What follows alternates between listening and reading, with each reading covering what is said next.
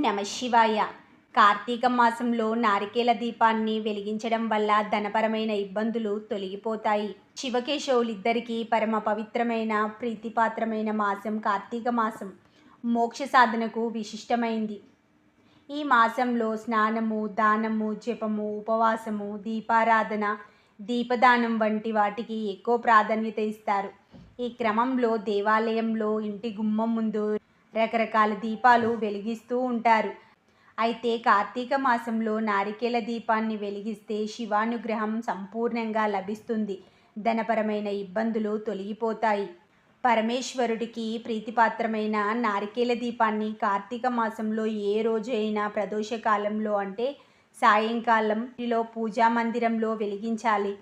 కార్తీక మాసంలో వచ్చే సోమవారం నారికేల దీపాన్ని వెలిగిస్తే మరీ మంచిది అని అంటారు. ఎలా వెలిగించాలంటే పూజా